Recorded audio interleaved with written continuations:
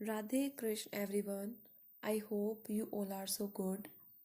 Today we start revise the complete journey of Constitution Assembly in single class with easy way.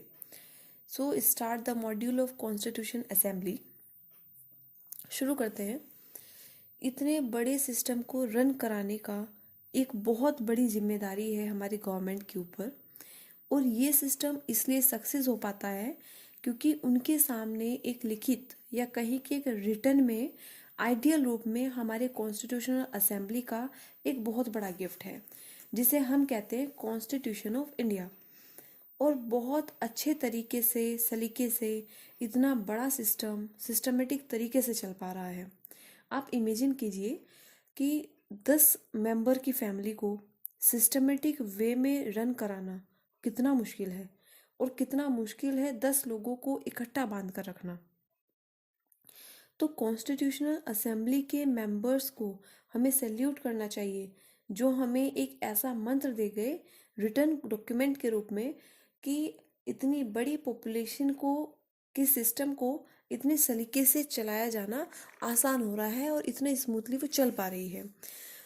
तो अगर देखा जाए तो system को स्मूथ चलाने के लिए नीड है कॉन्स्टिट्यूशन की और ये एक बेसिक नीड है किसी भी कंट्री के लिए। तो शुरू करते हैं अपनी कंप्लीट जर्नी को।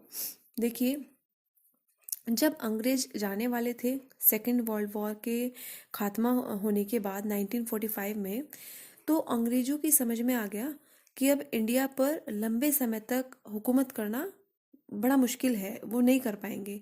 ऐसा नहीं है कि सिर्फ इंडिया ने उनके अगेंस्ट क्रांति करके उन्हें ऐसा करने के लिए मजबूर किया, नहीं ऐसा नहीं है। कहीं ना कहीं बड़े कारण थे कि सेकेंड वर्ल्ड वॉर के बाद में दुनिया की जितनी भी बड़ी बड़ी ताकतें थी, चाहे वो अमेरिका हो या ब्रिटेन था या रसिया था या फ्रांस, कोई भी कंट्री मतलब इतनी कमज़ोर हो चुकी थी, उनका इंटरनल पावर सिस्टम इतना वीक हो चुका था कि अब वो इंडिया या उसके आसपास की जो कंट्रीज़ पर उनका कमांड था उस पर अब इससे ज़्यादा हुकूमत नहीं कर पाएंगे। तो उनका जो राज चल रहा था उसे लॉन्ग रन तक चलाना बड़ा ही मुश्किल था। तो अपने फ्यूचर को देखते हुए और अपने फ़ायदे के लिए उन्होंने क्या किया, उन्होंने सोच लिया कि ठीक है भाई, अब हम यहाँ रुक तो पाएंगे नहीं, हमें यहाँ से जाना ही पड़ेगा। जो उनका महारानी क्राउन यहाँ चल रहा था, उनका शासन जो चल रहा था लंबे समय तक, अब वो रुकना बड़ा ही इम्पॉसिबल है। तो इसलिए जैसे ही सेकेंड वर्ल्ड वॉर ख़त्म हुआ, इंडिया की आज़ादी के रास्ते काफ़ी हद तक साफ नज़र आने लगे। तो अंग्रेज यहाँ से जाने से पहले एक मिशन भेजते हैं जिसका नाम है कैबिनेट मिशन 1946। तो जिसमें हमें ये रिकमेंड किया गया कि इंडिया को एक ऐसा कॉन्स्टिट्यूशन असेंबली बना देनी चाहिए और उसकी बात को मानते हुए हमने एक कॉन्स्टिट्यूशन असेंबली का गठन किया। तो आइए कुछ डाटा की बात करें। तो जब संविधान सभा या कॉन्स्टिट्यूशन असेंबली चुनी गई तो उसमें जो मेंबर्स रखे गए, तो आज़ादी के लगभग इर्द गिर्द में भारत की जो जनसंख्या थी, जो पॉपुलेशन थी, वो अप्रोक्स 40 करोड़ थी, मीन्स 40 करोड़ के आसपास थी। और उस टाइम पर ये डिसाइड किया गया कि जो कॉन्स्टिट्यूशन असेंबली के मेंबर्स होंगे वो 10 लाख पर एक प्रतिनिधित्व रखा जाएगा। कहने का मतलब कि 10 लाख मेंबर में एक मेंबर इलेक्टेड किया जाएगा या एक सीट बनाई जाएगी। तो उसके अकॉर्डिंग देखें कि 40 करोड़ पॉपुलेशन है, तो अप्रोक्स 400 के इर्द गिर्द जो डाटा है वो बन के आता है कॉन्स्टिट्यूशन असेंबली के मेंबर के लिए। तो 389 ये एग्जैक्ट वो सीट का नंबर है जिसे कॉन्स्टिट्यूशन असेंबली में इससे जाना जाता है कि डिसाइड किया गया कि कॉन्स्टिट्यूशन असेंबली में 389 मेंबर्स रखे जाएंगे जो इलेक्टेड मेंबर्स भी होंगे और नॉमिनेटेड भी होंगे, मीन्स निर्वाचित मेंबर्स भी होंगे और मनोनीत मेंबर्स भी होंगे। तो देखिए, जब अंग्रेज इंडिया को छोड़कर जाने वाले थे तो इंडिया के दो हिस्से थे। दो हिस्से का मतलब कि इंडिया के अंदर ही, पाकिस्तान नहीं, पाकिस्तान तो जब अंग्रेज गए उस टाइम पे डिवीज़न हुआ। लेकिन अगर हम देखें तो हमारे इंडिया के अंदर दो दो पार्ट्स में सिस्टम चल रहा था। एक सिस्टम था जिसे कहते हैं ब्रिटिश भारत। तो ब्रिटिश भारत वो पोर्शन था या वो पार्ट था जिसमें महारानी ब्रिटेन जो थी वो डायरेक्ट रूल कर रही थी, उनके डायरेक्ट रूल्स फॉलो होते थे। और सेकंड जो पार्ट था वो थी देसी रियासत। देसी रियासतें होती हैं जिसमें राजा महाराजा ही शासन करते हैं, लेकिन वो जो महारानी ब्रिटेन होती हैं उन्हें टैक्स पे करते हैं, और साथ में ही जो रूल्स फॉलो होते हैं वो महारानी के ही रूल्स फॉलो होते हैं, बट जो फॉलो कराए जाते हैं वो अकॉर्डिंग टू जो राजा महाराजा होते हैं उनके अकॉर्डिंग चल रहा था। तो जब अंग्रेज जाने वाले हैं तो कॉन्स्टिट्यूशन असेंबली बनाने की प्लानिंग चल रही है। तो देखा गया है कि दो तरह की भारत में पार्टीशन दिख रही है। एक तो हो गया अकॉर्डिंग टू महारानी ब्रिटेन के अंडर में चल रही कंडीशन जिसे हम ब्रिटिश भारत बोलते हैं, और दूसरा हो गया देसी रियासतें। तो महारानी के अंडर में जो चीज़ें थी उसे हमने कहा कि ब्रिटिश भारत के नाम से हमने उसे कह दिया। तो जब उनके जाने से पहले संविधान सभा बन रही थी तो इसमें एक तो ब्रिटिश भारत से रिप्रेजेंटेटिव आने वाले थे और दूसरे थे देसी रियासत से आने वाले। तो पहले अगर हम पढ़ें, मैंने कहा कि 389 मेंबर्स को रखा गया कि कॉन्स्टिट्यूशन असेंबली में 389 मेंबर्स रखे जाएं। तो उनका डिवीज़न कैसे करा, क्योंकि हमने अभी पढ़ा कि ब्रिटिश भारत से भी आने वाले हैं, है ना, और देसी रियासत से भी आने वाले हैं। तो डिसाइड किया गया कि 292 मेंबर्स तो होंगे ब्रिटिश भारत से, जो 292 ब्रिटिश भारत का पार्ट है, 292 वहाँ से होंगे, और 93 मेंबर्स होंगे क्या कहते हैं देसी रियासतों से, जिनमें कि 4 मेंबर्स और थे। जैसे अभी यूनियन टेरिटरीज होती हैं तो उस टाइम पे कहा जाते थे कमिश्नरी एरिया। तो 4 मेंबर्स कमिश्नरी एरिया से डिसाइड किए गए। और वो कौन से 4 एरिया थे उस टाइम पर? पहला अजमेर, दूसरा बलूचिस्तान, तीसरा है कुर्ग, और जो फोर्थ आता है लास्ट है उसे बोलते हैं दिल्ली। तो अगर इन्हें चारों का नाम, कमिश्नरी एरिया का नाम अगर हमें याद करना है तो बड़ा ही इजी है, ABCD से याद करो, ABCD सबको आती है। तो शुरू की 4 अल्फ़ाबेट यूज़ करने हैं, ABCOD। A represent to Ajmer जो राजस्थान में है, बी रिप्रेजेंट टू बलूचिस्तान जो मिनरल्स में बहुत रिच है और आज के टाइम में प्रेजेंट में पाकिस्तान में गया। थर्ड आता है सी मीन्स कुर्ग जो आज के टाइम में कर्नाटक में है, और लास्ट है डी मीन्स दिल्ली। तो 4 मेंबर्स इन 4 कमिश्नरी एरिया से रखे गए जो हमारे कॉन्स्टिट्यूशन असेंबली में आने थे, जिसमें कि 389 मेंबर्स टोटल थे, जिनमें 15 वुमेन्स थी, कि 15 महिलाएं होंगी, महिलाएं रखी गई जो हमारे कॉन्स्टिट्यूशन असेंबली की मेंबर थी। तो आगे चलते हैं। ये इलेक्शन जो हुए थे मेंबर्स के लिए, ये जुलाई की बात थी, जब हमने कहा कि कितने मेंबर्स कॉन्स्टिट्यूशन असेंबली में होने चाहिए। तो ये सब जो चीज़ें चल रही थी वो जुलाई में चल रही थी। तो जुलाई में डिसाइड हुआ कि 389 मेंबर्स कंप्लीट हमारे कॉन्स्टिट्यूशन असेंबली में होंगे। और अभी बताया कि कैसे होंगे, कि 10 लाख लोगों पर एक सीट रखी जाएगी। तो जो फर्स्ट मीटिंग होती है कॉन्स्टिट्यूशन असेंबली में, ये बड़ी इंपॉर्टेंट, 3 से 4 सेशन बड़े इंपॉर्टेंट होते हैं। फर्स्ट मीटिंग जब होती है कॉन्स्टिट्यूशन असेंबली की 9 दिसंबर 1946, जिसमें अभी हमने पढ़ा कि 389 मेंबर्स होने थे, लेकिन फर्स्ट मीटिंग में केवल 207 मेंबर्स प्रेजेंट होते हैं। तो 389 मेंबर सभी नहीं आते, 207 मेंबर, 207 मेंबर होते हैं, जिनमें कि 9 महिलाएं हैं। तो इतने कम लोग क्यों आए हैं? अप्रोक्स 400 मेंबर्स में से हाफ मेंबर जो है प्रेजेंट हैं। तो दो तरह के लोगों ने आने का सही नहीं समझा। अभी हमने पहले कहा था कि एक तो मुस्लिम लीग, जिन्हें लगा कि तो इंडिया के साथ अपना कोई फ्यूचर तो है नहीं, तो वहाँ जाके क्या करना है, तो उन्होंने कॉन्स्टिट्यूशन असेंबली का बायकॉट किया, जिसमें कि 73 मेंबर्स थे मुस्लिम लीग के जो नहीं आए, और दूसरे जो थे 93 मेंबर्स देसी रियासत से, क्योंकि वो इस डिलेमा में थे, असमंजस में थे कि भाई अभी देश से, यहाँ अंग्रेजों के चले जाने के बाद, देश आज़ाद हो जाने के बाद क्या हम इन्हीं के साथ, इंडिया के साथ रहकर ही काम करेंगे या हमारा अपना कोई प्रॉपर अलग से राजपाट चलेगा। तो उन्हें ये कंफर्म नहीं था।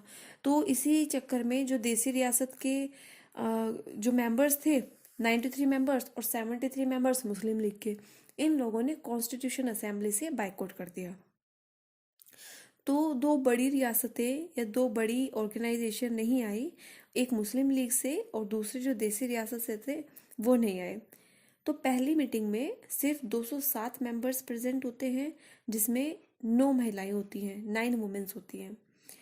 तो ये मीटिंग 9 दिसंबर 1946 में जितने मेंबर प्रेजेंट हैं, तो कहा गया कि भाई जितने भी मेंबर्स प्रेजेंट हैं तो हमें अपनी असेंबली का एक हेड बना लेना चाहिए, है ना। तो बिना इलेक्शन के जो सबसे एक्सपीरियंस पर्सन यहाँ थे, उस टाइम पर प्रेजेंट थे, जिन्हें हेड बनाया गया, उनका नाम है डॉक्टर सच्चिदानंद सिन्हा। सिर्फ टेम्परेरी बने थे कि प्रोसेस चल पड़े, फिर कुछ टाइम बाद में परमानेंट बना लिया जाएगा। लेकिन इनके हेल्थ इशू होने की वजह से ये हॉस्पिटलाइज भी हुए। तो सेकंड मीटिंग होती है 11 दिसंबर 1946, जिसमें परमानेंट हेड बनाया जाता है डॉक्टर राजेंद्र प्रसाद को। ये इलेक्टेड मेंबर थे। और ये प्राउड की बात है कि डॉक्टर राजेंद्र प्रसाद 1946 से लेकर फिर 1950 में देश के प्रेसिडेंट बनते हैं। 1950 में इलेक्टेड प्रेसिडेंट नहीं बनते हैं, इलेक्टेड जो बने थे वो 1952 में स्टार्टिंग हुई थी, और 1952 से 1962 तक इन्होंने प्रेसिडेंट के रूप में काम किया, जो बिहार गांधी भी कहलाए जाते हैं, क्योंकि गांधी जी की फिलॉसफी से ये बड़े प्रभावित थे। जब महात्मा गांधी ने चंपारण सत्याग्रह की शुरुआत की थी, तो वहाँ भी डॉक्टर राजेंद्र प्रसाद जी वहाँ प्रेजेंट थे। तो अभी हमने पढ़ा कि फर्स्ट मीटिंग जो हुई कॉन्स्टिट्यूशन असेंबली की, वो 9 दिसंबर 1946 को हुई, और जो सेकंड मीटिंग होती है जिसमें परमानेंट हेड बनाया जाता है डॉक्टर राजेंद्र प्रसाद को, 11 दिसंबर 1946 को होती है। चलो आगे बढ़ते हैं। थर्ड मीटिंग होती है 13 दिसंबर 1946। कॉन्स्टिट्यूशन असेंबली में 13 दिसंबर 1946 को ऑब्जेक्टिव रिजोल्यूशन रखा जाता है पंडित जवाहरलाल नेहरू के द्वारा।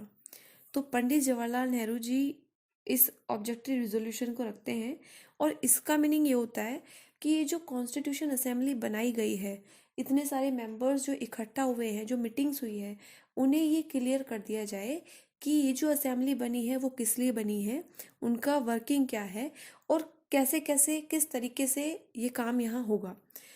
तो अगर वो चाहते तो उसी टाइम पे ऑब्जेक्टिव रिजोल्यूशन को पास कर दिया जाता, लेकिन बीच में B.R. अम्बेडकर जी आ जाते हैं, कि जिन्हें संविधान का जनक कहा जाता है।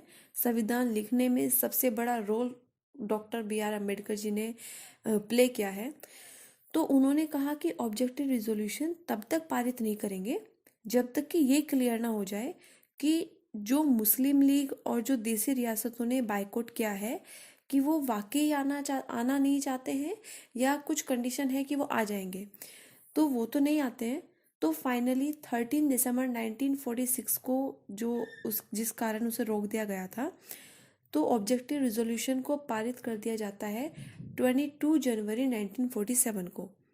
ऑब्जेक्टिव रिजोल्यूशन को 22 जनवरी 1947 को पारित कर दिया जाता है। दिसंबर से होते होते वो जनवरी आ जाती है।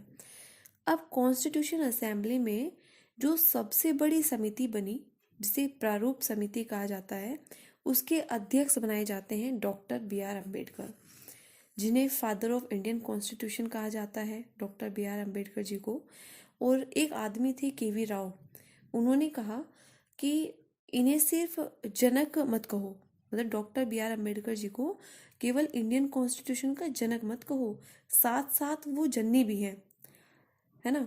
तो ये किसने कहा था? ये KV राव जी ने कहा था।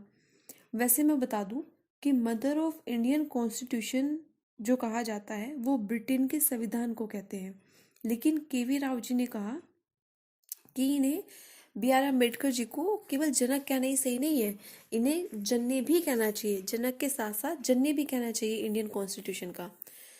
तो अम्बेडकर जी देश की आज़ादी से पहले मुंबई की सीट थी, वहाँ से लड़े, उन्होंने इलेक्शन किया, लेकिन वो हार गए। लेकिन क्योंकि उन्हें तो कॉन्स्टिट्यूशन असेंबली का मेंबर बनना था, तो उन्हें यही चीज़ था कि नहीं, मुझे कैसे भी करके उस असेंबली में जाना है, तो उन्हें पहले इलेक्टेड होना पड़ेगा। तो मुंबई से तो वो हार गए, तो वो दोबारा से दूसरी सीट से लड़ते हैं जो बांग्लादेश का हिस्सा है फिलहाल में। उस टाइम पर वो सीट इंडिया की थी और मुस्लिम लीग की हेल्प से, कांग्रेस ने हेल्प नहीं की, मुस्लिम लीग की हेल्प से doctor B R Ambedkar election में बंगाल की सीट से वो जीत जाते हैं। और जो बंगाल की जिस सीट से वो जीते थे आज के टाइम में, वो पश्चिम बंगाल था और पूर्वी बंगाल का अलग हिस्सा था। तो आज वो बांग्लादेश है। अच्छा, जीत तो आए, देश की जीत तो वो जाते हैं उस टाइम पे, लेकिन देश की आज़ादी के बाद 15 अगस्त 1947, 15 अगस्त 1947 को इंडिया के दो हिस्से हो जाते हैं। पाकिस्तान दो हिस्से लेकर निकल जाता है। एक तो होती है जो पाकिस्तान और बांग्लादेश अभी बना है आज के टाइम में, एक प्रेजेंट में पाकिस्तान है, और दूसरा बांग्लादेश। जिस सीट से अंबेडकर जी जीते थे वो बांग्लादेश में चली गई। अब अब जो सीट गई, अगर सीट चली गई तो मेंबरशिप भी चली गई। तो बी आर अम्बेडकर जी आज़ादी के साथ ही कॉन्स्टिट्यूशन असेंबली के मेंबर नहीं रहे, है ना। तो एक इतनी बड़ी हस्ती कि जिन्हें फादर ऑफ इंडियन कॉन्स्टिट्यूशन कहा जाता है, अगर वो ही एक कॉन्स्टिट्यूशन असेंबली के मेंबर ही ना रहे तो कॉन्स्टिट्यूशन लिखा कैसे जाए, ये तो बड़ी मुश्किल बात है।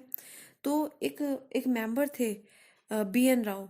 एक्चुअली में वो कॉन्स्टिट्यूशन असेंबली के मेंबर नहीं थे, वो संवैधानिक सलाहकार उन्हें कहा जाता है, जिनका पूरा नाम है बेनेगल नरसिंह राव, इनका पूरा नाम है। तो बी एन राव ने डॉक्टर राजेंद्र प्रसाद को कहा, क्योंकि doctor Rajendra Prasad permanent head थे कॉन्स्टिट्यूशन असेंबली के, तो बी एन राव ने डॉक्टर राजेंद्र प्रसाद को कहा कि ये ठीक नहीं है कि अंबेडकर जी कॉन्स्टिट्यूशनल असेंबली के मेंबर नहीं रहे और उनका कॉन्स्टिट्यूशनल असेंबली का मेंबर होना बहुत ज़रूरी है। इनके बिना कॉन्स्टिट्यूशन लिखा नहीं जा सकता, है ना। जो संविधान है उसकी इम्पोर्टेंस कम हो जाएगी।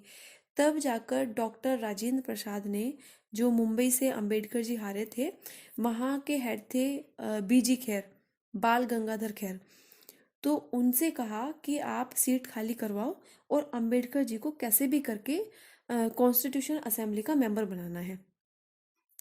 तब बीजी खैर ने एक इलेक्टेड मेंबर थे जिनका नाम था एम आर जयकर।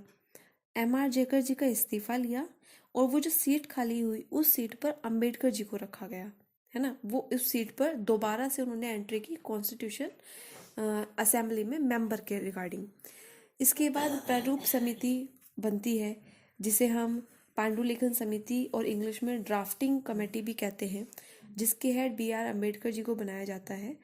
लेकिन जो इसका प्रारूप बनाया है या जो ड्राफ्ट तैयार किया है या कहीं की जो ब्लूप्रिंट तैयार किया गया है प्रारूप समिति का या ड्राफ्टिंग कमेटी का, वो बी एन राव जी ने किया है।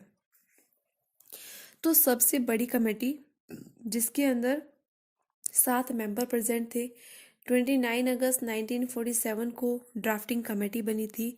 आज़ादी के कुछ दिन बाद ही इसे बना दिया गया। अगर हम कुल सेशन की बात करें अपने कॉन्स्टिट्यूशन असेंबली में जितनी मीटिंग्स हुई हैं, जिनमें कि 11 सेशन हुए प्लस एक सबसे लास्ट सेशन जो हुआ 24 जनवरी 1950 को, तो टोटल कहे जाते हैं कि 12 सेशन हुए थे। उसके बाद 26 नवंबर 1949 को कॉन्स्टिट्यूशन लिखकर फाइनली तैयार हो गया। 2 साल 11 महीने 18 दिन की मेहनत के बाद, और इस दिन कॉन्स्टिट्यूशन असेंबली में प्रेजेंट 284 मेंबर्स ने अपने सिग्नेचर किए। संविधान बहुत लोगों ने मिलकर तैयार किया और मुद्दा ये उठा कि संविधान तो लिख के तैयार हो गया, ये चीज़ें तो डिसीजन हो गया कि हमें अपने कॉन्स्टिट्यूशन में किन चीज़ों को रखना है किन को नहीं रखना है, लेकिन मुद्दा ये उठता है कि सब ये चाहते थे कि जो कॉन्स्टिट्यूशन लिखा जाए, जो रिटन डॉक्यूमेंट हो, वो हैंड रिटन हो। तो उसे लिखे कौन, है ना। हैंड रिटन हो और वो भी उनके थ्रू जो कैलीग्राफी में मास्टर हो।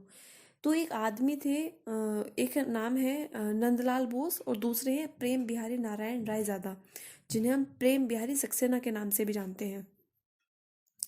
तो जब कॉन्स्टिट्यूशन का बनने का काम पूरा हुआ, डिसीजन कंप्लीट हुआ कि ये चीज़ें हमारे कॉन्स्टिट्यूशन में होनी चाहिए, तो पंडित जवाहरलाल नेहरू जी खुद गए प्रेम बिहारी नारायण रायजादा के पास और उनसे कहा कि क्या आप कॉन्स्टिट्यूशन लिखेंगे, और अगर लिखेंगे तो फीस क्या होगी, क्या चार्ज होगा उसका। तो प्रेम बिहारी जी ने बड़े ही प्यार से एक बात कही। कहा कि अगर कॉन्स्टिट्यूशन लिखने का मौका मुझे मिला तो ये मेरे लिए बहुत ही सौभाग्य की बात है। मैं अपने आप को बहुत ही लक्की मानूंगा कि मुझे इतना बड़ा अवसर मिल रहा है। लेकिन बस मेरी एक ही शर्त है, ना मैं कोई पैसे लूँगा, ना मैं कोई चार्ज लूँगा, लेकिन कॉन्स्टिट्यूशन के हर एक पेज पर मेरा नाम होना चाहिए। कि कॉन्स्टिट्यूशन के हर एक पेज पर नीचे मैं अपना नाम लिखूँगा, और एक लास्ट पेज पर, जो सबसे लास्ट पेज होगा कॉन्स्टिट्यूशन का, उसमें मेरा और मेरे दादाजी का नाम भी होना चाहिए। एक्चुअली जो प्रेम बिहारी नारायण रायजादा थे, इनके पेरेंट्स एक्सपायर हो गए थे, उनकी डेथ हो गई थी। तो इन्हें जो पाला पोसा बड़ा किया वो इनके दादाजी ने ही किया था। तो उन्होंने यही शर्त रखी कि कॉन्स्टिट्यूशन जो लिखा जाएगा उसके डॉक्यूमेंट्स के हर पेपर पर नीचे मेरा नाम होगा, और जो सबसे लास्ट जो पेपर होगा, पेज होगा, उस पर मेरा और मेरे दादाजी का नाम होगा, जिन्होंने मुझे इस लायक बनाया और जिनकी वजह से मुझे आज ये मौका मिल रहा है कि मुझे कॉन्स्टिट्यूशन लिखने में लिखने के लायक समझा जा रहा है। तो पंडित जवाहरलाल नेहरू जी ने मतलब सोचा कि ये तो कोई प्रॉब्लम की बात है नहीं, है ना। मतलब जो एक भी निशुल्क कार्य करेंगे और कोई चार्ज नहीं ले रहे हैं, और इतनी मेहनत का काम भी है कि इतने बड़े कॉन्स्टिट्यूशन को लिखना और एक लिमिटेड टाइम में लिखना, तो उन्होंने कहा कि ठीक है, कोई प्रॉब्लम नहीं है। उन्होंने इस चीज़ की परमिशन दे दी कि आप हर पेज पर आप अपना नाम लिख सकते हैं, और लास्ट पेपर पर अपना और अपने दादाजी का नाम लिखेंगे। तो हर एक पेज पर उन्होंने अपना नाम लिखा, जिसे रनिंग इटलिक स्टाइल में हमारे कॉन्स्टिट्यूशन का हर पेज पर लिखा गया। और कॉन्स्टिट्यूशन के हर पेज को चारों तरफ से बॉर्डर बनाया गया है, जिसे बनाया है नंदलाल बोस ने। तो ये तो नॉर्मली क्वेश्चन है कि लिखा किसने है डॉक्यूमेंट बाय हैंड रिटन, तो वो तो मोस्टली सब याद रखते हैं कि प्रेम बिहारी क्या नाम है, प्रेम बिहारी नारायण रायजादा ने लिखा है। लेकिन ये भी चीज़ आती है कि जो डिज़ाइन किया गया है हमारे कॉन्स्टिट्यूशन के पेजेस को, तो उसके लिए नाम लिखा जाता है नंदलाल बोस। तो उन्होंने उसे डिज़ाइन किया है, और उन्होंने बहुत ही सुंदर तरीके से फूल पत्तियाँ जैसे जो दिखता है इस तरीके से डिज़ाइन किया। लेकिन कहा जाता है कि एक्चुअल में दिखने में वो फूल पत्तियाँ लगती हैं, लेकिन आज़ादी की पूरी घटनाओं को बनाया गया है उसके अंदर। जितनी घटनाएं हैं आज़ादी में, जितनी घटनाएं हुई हैं, उन्हें उन पेजेस पे शो किया गया है। और कॉन्स्टिट्यूशन लिखने के लिए जो प्रेम बिहारी नारायण जी निब्स यूज़ करते थे, वो बड़ी ही स्पेशल टाइप की निब्स होती थी, कि एक ही तरीके से हमारा जो डिज़ाइन है, जो स्टाइल है, फ़ॉन्ट है, वो सेम ही फ़ॉन्ट हमारा रेगुलर रहे। तो यही सब एक इंटरेस्टिंग सी जर्नी थी हमारे कॉन्स्टिट्यूशन को लिखने की। तो आई होप आप सबको समझ आया होगा। तो नेक्स्ट क्लास में मिलते हैं न्यू मॉड्यूल के साथ। So thank you.